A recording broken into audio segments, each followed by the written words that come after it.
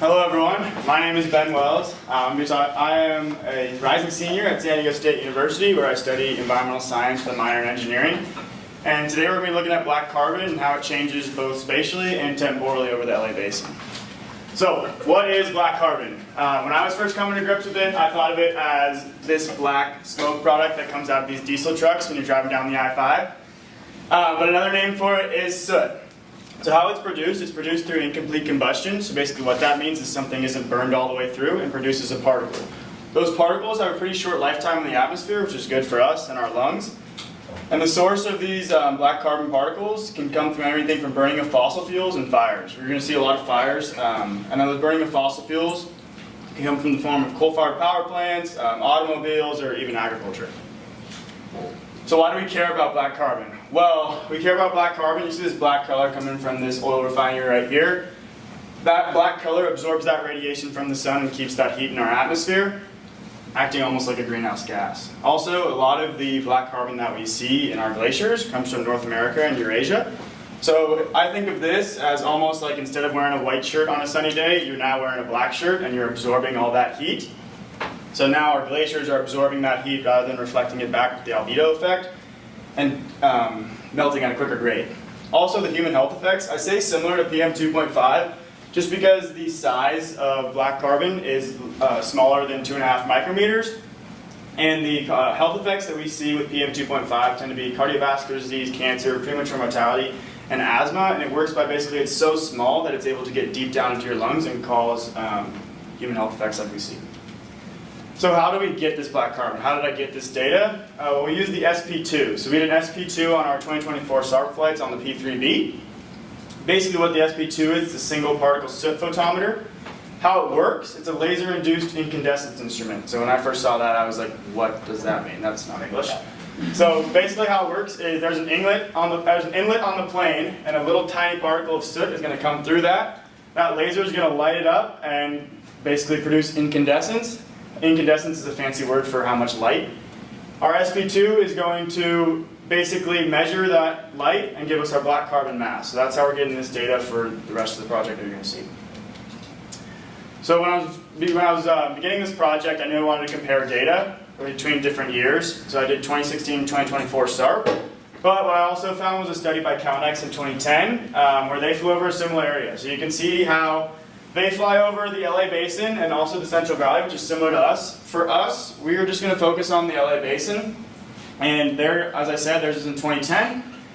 They saw a maximum, so throughout the project, we are just going to focus on our maximum. We're not going to worry about our minimum. Our maximum, they saw 530 nanograms per cubic meter, and their average was about 172 nanograms per cubic meter, which we'll compare later. So this is our flight path over the LA Basin. The purple that you're going to see is where there's areas of high black carbon. I used 400 as my sort of cap for the colors, just based off what CalNex did. And then anything over 400 is where we're going to see these blacks. So this is most likely going to be our hotspots, especially in the LA Basin. And then our next flight, we also flew over the LA Basin on July 1st. These are all on the P3B. Same thing. Purple and the dark blue is going to be where we see high levels of black carbon. That black is where we see areas super high. So we see it in East LA, we see it in Ontario. Central Valley is a little different. So Central Valley, we did a longer flight. That was on July 2nd, also on the P3B. Same thing, purple is going to be our darker ones. Where we see this purple over here is where we're going to see our hot spots, given that there's just so much less black carbon in the Central Valley. Now, we're also going to use 2016 data. So 2016 data, you can see the similar flight path. These are all created using ArcGIS. Basically, you can see that they spent a little bit of time over Los Angeles, a little bit of time over Long Beach, and then they did the Salton Sea as well, but not as much time as we did. Central Valley, very similar flight path to what we did. They did like maybe one more lap throughout the center of the Central Valley, but it's perfect for us because now we're able to compare that data. So with all this data, what did I want to do? So what I did is I structured it as how does the distribution of black carbon differ across California in different times. So we're looking at 2010, 2016, and 2024, how it's changing, where are those hotspots changing, and then what might be causing these hotspots observed from individual years. So what's going on? Why is it changing? So how we did this, first we did a data analysis. So I wanted to find out where this black carbon lives in the atmosphere. So basically, I created a vertical profile, average every 500 feet, and we're going to see where it is. Next, we identified outliers using statistical analysis for each flight. Basically, we created outliers for each one, because it's not fair to compare the Central Valley to the LA Basin. You have so much more black carbon that is in the LA Basin rather than the Central Valley, that if we held, for example, the Central Valley to the same standards that I held the LA Basin, we would see no outliers and be a pretty boring presentation.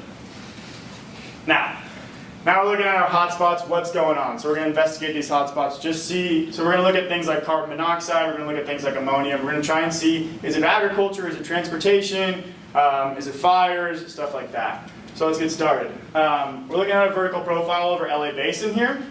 We can see how we see most of our black carbon between 1,500 and 2,000 feet. What I would like to clarify is that this drop off right here is not necessarily saying what's actually happening. So the black carbon is emitted at ground level, and it doesn't just magically get to 1,500 to 2,000 feet. We don't have as many measurements on the P3B at 0 to 500 feet, just given that people would probably freak out if they're flying at 300 feet over the LA Basin. But you have less values right here, so we can assume that most of the black carbon is living between 0 to 2,000 feet. Now this is sort of a comparative graph.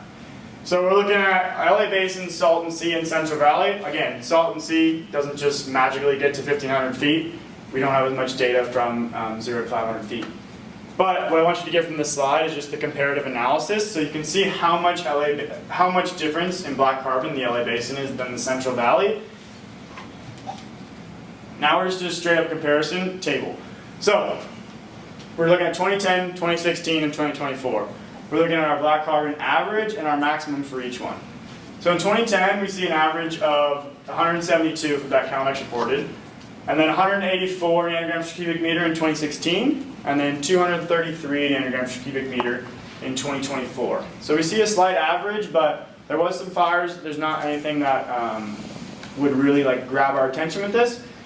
Maximum, on the other hand, 2010 we see a maximum of 530 nanograms per cubic meter, and in 2016 we see a maximum of 4,318, so a giant increase.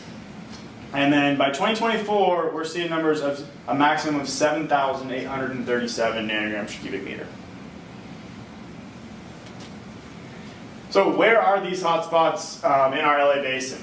So in 2016 we were seeing hotspots in Long Beach, we see East LA, and we see a little bit of Palmdale. Now in 2024, the trend that I want you to get from this is that it's slowly starting to move a little bit east. So we see our East LA, and we would probably see a little bit more of Long Beach if we spent more time there on the P3B. But what we start to see is this sort of move east, the San Bernardino Valley. You see Grand Terrace and Colton. Colton's about right here. There's a valley right there, and I was seeing high levels of black carbon right in that area. Now we're looking at the Central Valley. Central Valley stays relatively the same from 2016 to 2024. So 2016, we see it mostly located in the center of the Central Valley, and then also in 2024, the center of the Central Valley, with a couple differences. We see Bakersfield, but mostly the same. So now we're at the final part of the data analysis. What are we looking at? What's causing these hotspots?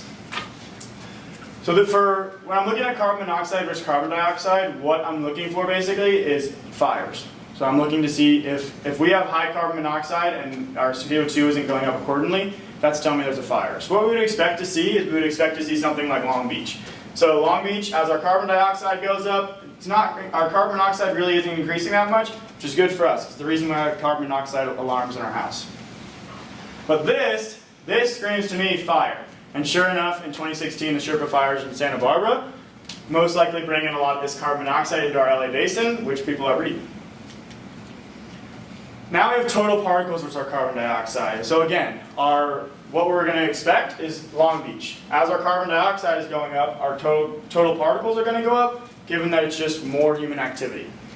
What's interesting, and when I first made this graph, I was like, all right, Visalia we see in the Central Valley. Obviously, we don't see much particles or particle increase. Sorry, we do see more particle increase with not much CO2 increase.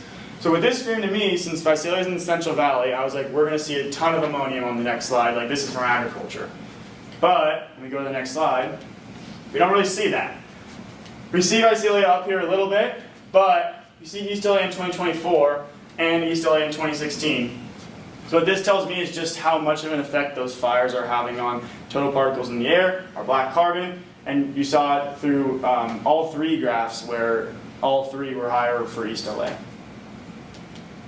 So some conclusions. So what I can draw from this is that black carbon is emitted at ground level and resides at low altitudes in the atmosphere, as we saw through our vertical profiles. Also, the LA Basin differences in average is expected, but the maximum values from 2010 to 2024 is concerningly higher, and if that's what's happening due to fires, then wildfires are a giant threat to our health.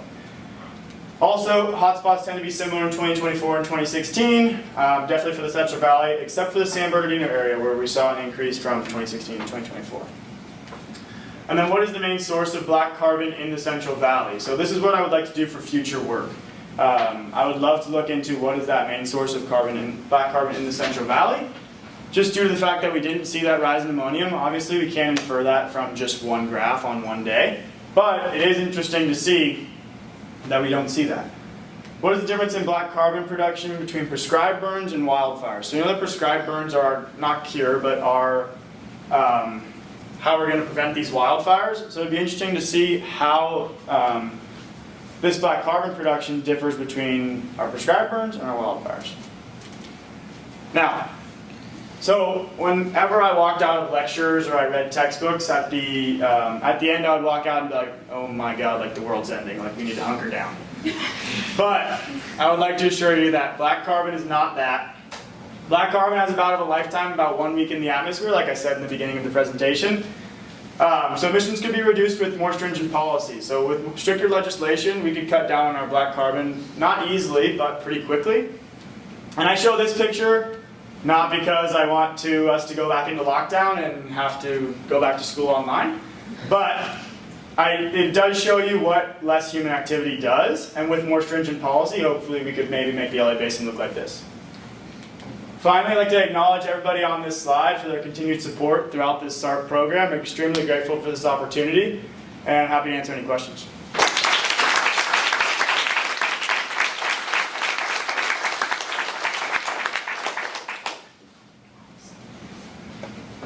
Done.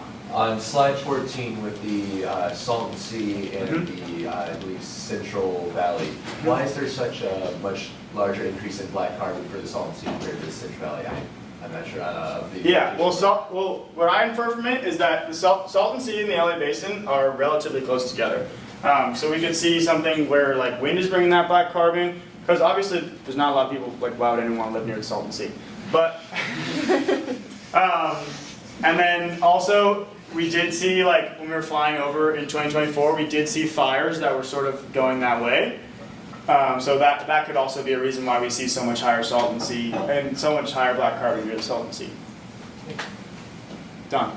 So we flew through, on the P3, we flew through some fire.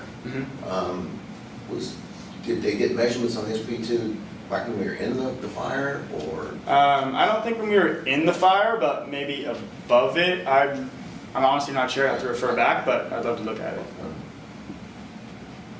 Dan? And actually, along those lines, can you go back to the slide that shows, you were just at it, I think, the flight from this year over the Central Valley? Yeah. Yes, so on the leg when we were headed northbound along the Sierras, there was an active fire happening, but it looks like the readings are really low. Is that because the plane was too high, or did we miss the plume? Yeah, it could be just we were too high. Yeah, I would assume that it's due to the height, and that's why we're not seeing those heavy black carbon readings in that area, or something like wind or something like that. But I would have to look further into it in order to give you a further answer. Ben. I was just curious, you talked a little bit about like more stringent policies being Mhm. a fix for those health effects. Are you aware of like any policies that we have today that limit black carbon, or is that not really something that's in our laws today? Yeah, so you have like smog on cars, obviously, that limits our black carbon, but also you have, like I said, sort of those prescribed burns, which I think would be the biggest prevention of this wildfire. I mean, not this wildfire, of this black carbon.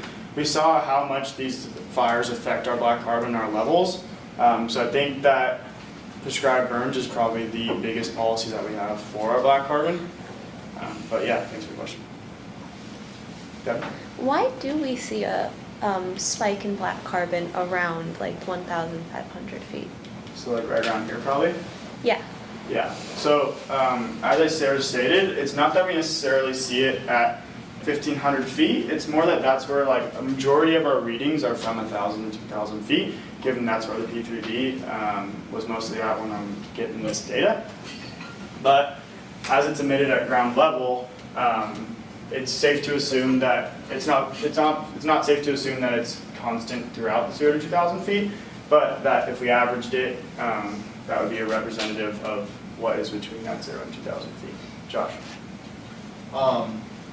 The 1,500 to 2,000 feet area kind of interests me. I was wondering if you looked into the boundary layer at all. If I didn't really account for the boundary layer in this one, but given this drop off, I'm not going to assume, but given the drop off, I would assume that it's, which I think other presentations should go into further.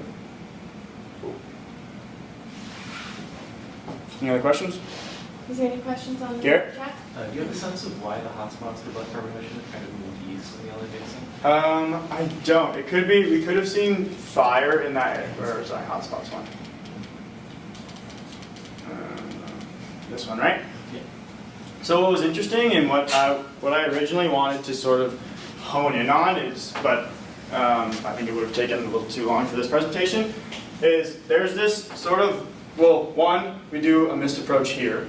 So this is, I can't remember the airport, but what this, so Grand Terrace and Colton, there's like sort of mountain ranges, like almost like right here, and there's a highway that runs basically like this. So I should do this with a pointer instead of guarding your view. So there's two highways, I believe it's the 210 and the 67 that go bang and bang. So you're in between those valleys, and we could see it because of that, like where we see it getting trapped in that sort of valley between those mountains. But it wouldn't explain why we don't see it in 2016, because those highways are there in 2016. So it could be fire, but I couldn't give you a definitive answer. I think Ben is on the right track. In 2016, we didn't get all the missed approaches that we got in 2024 in that region, especially Ontario. One of the reasons that we decided to base out of Ontario is because we wanted to get some sampling low over Ontario. And so this is, and we also didn't get into the Long Beach airport as frequently in 24 as we did in 20. So part of what you're seeing is the sampling bias, but another thing that's changed a little bit over that time period is there's been an increase in the number of warehouses in the Ontario region, and we're seeing higher NO2 pollution in that region, which is from the diesel trucks, which is also producing the soot. And so one policy action you could take to reduce black carbon is to reduce the number of diesel vehicles in the basin. And it turns out that electric trucks would be a great solution for going from the port to the warehouse. It's a short distance, and you can charge easily between those two locations. Thank you, Barry. Great presentation. Thank you.